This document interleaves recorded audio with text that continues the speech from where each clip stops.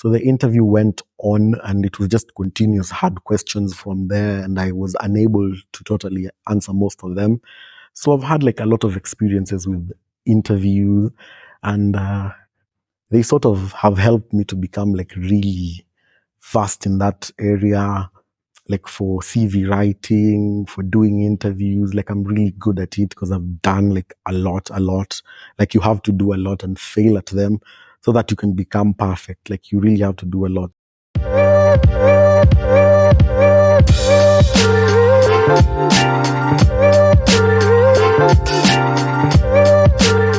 One of the biggest L was the time I was interviewing for this job. Because in our country, looking for jobs is quite hard, as you all know. So yeah, I remember that day I had sent a LinkedIn. Um, I had sent my CV via LinkedIn to this company.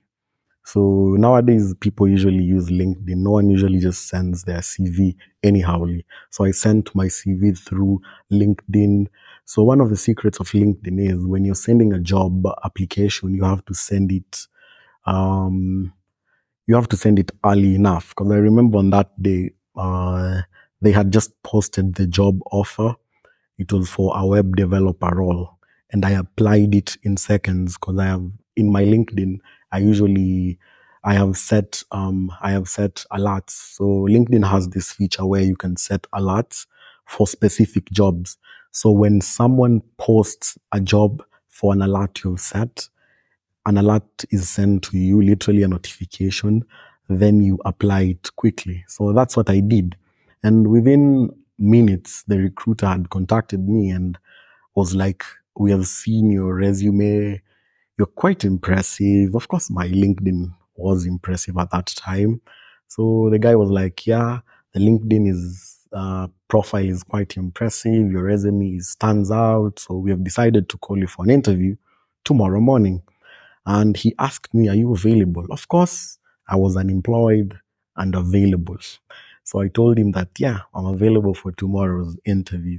So the interview was to start at 8 and take approximately 5 minutes. That's what the guy said, 5 minutes. So that day, I woke up early in the morning. So what I've not mentioned in the story is I had another interview on that specific days.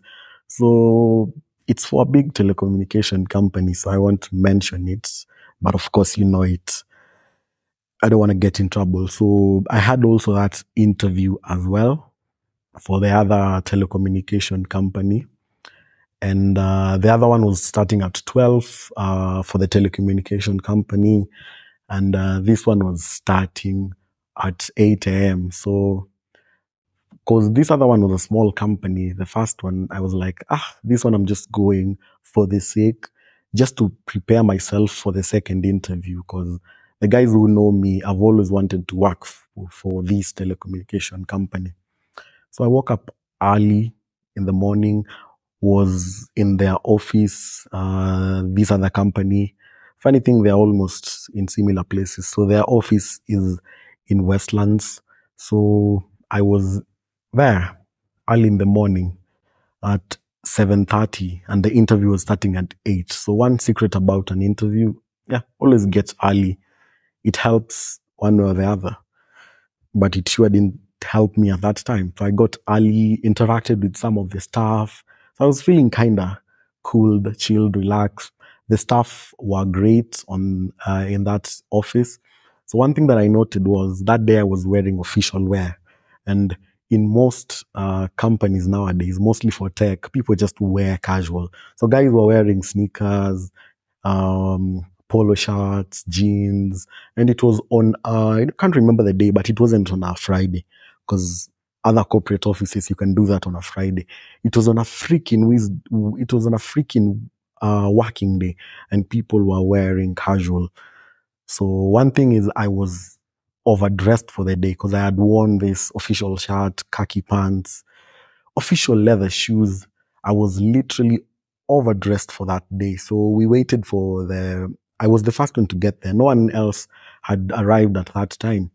So at around 8, the guys who were supposed to do the guys who were supposed to interview me, the panelists, were already there. So they called me in the office. And so now the funny thing is, those guys, the panelists, they were directors of that company. They were the biggies of the company. So they were wearing official. So I was sort of wearing like them. Yeah. I felt like it was cool wearing like them. Anyway, so they called me to the boardroom, and that the interview is supposed to happen. So let me just paint a picture of how that office looks like. So it's not a big company, of course, as I had mentioned, it's more of a tech startup. So it's literally just a big open office room. So it's an open office layout, the type of office where everyone is on the same floor, and there's no offices. Like literally, you can see each other. Like it's just an open office setup, but only the boardroom is sort of enclosed, since you'll want to have meetings there. But the other part of the office is open office. Like everyone is in the open, just desks arranged. There's a little bit of separations, but that separate some tiny walls that separated the sections, but they did not reach the roof. So it's sort of an open office layout. Yeah, so they called me into the boardroom where the interview is supposed to happen. There were like 5 guys seated, and I was given the seat, like the seat where you can see everyone, like you're sort of there, like in the middle.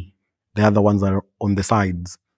So I was there, and the basic interview questions occurred. Tell us about yourself. So the interview happened, and ideally the interview went super quite well, but this is the most annoying part. So after that interview, these guys were super impressed on the interview that I had done, and I could see it in their faces. They their faces their faces literally showed how impressed they were and how fascinated they were. But this is where things went wrongly, because after the interview is when now they ask you how much you want as compensation. So the work was contract based. It was supposed to last for a month, and so I quoted what I wanted to be paid, and I literally saw their faces frown. Like their faces were all glowy, and they just turned and frowned. And yeah, if you've been to a lot of interviews, you can tell which ones you're going to get and which ones you're not going to get. So this is one that I knew that I'm not going to get. But on that day, I had 2 interviews. So the first one was just a pre-game for the second one. The second one was the ish. So I went back home, since the second one was an online interview. So for tech, most interviews are usually online. So I went back home quickly, and immediately went to my laptop, read for the interviews. So for tech, you have to like read for every interview. It's like for most careers, you do read for interviews nowadays. For tech, it's a little bit intense because you have to practice your skill, blah blah blah. But for that company, I was doing this is the second company now, the big telecommunication company. I was doing the second interview. So there was the first one, which includes just coding. So that one was more technical based.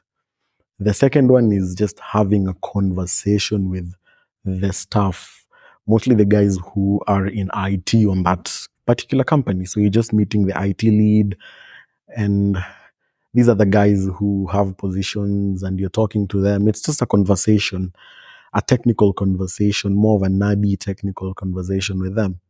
So the second one was entailing that.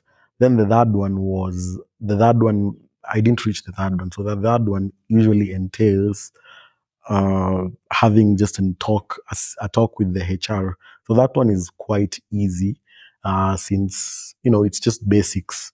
But the first one is the most hardest. Like the more you progress, the more easier it becomes throughout the process. So on this day, I got home, took my laptop, read. So a few minutes before the meeting, mostly for Google Meets, you usually receive an email 30 minutes No. It wasn't Google Meet. They were using this platform. It's just an odd platform for doing the interview.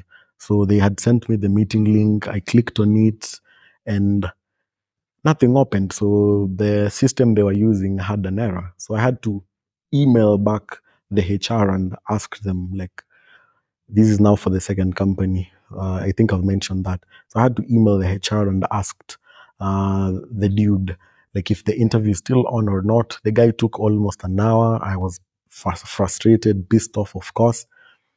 But eventually he called me and no, talked to me and told me that he's going to set up a meeting like 5 minutes after the call.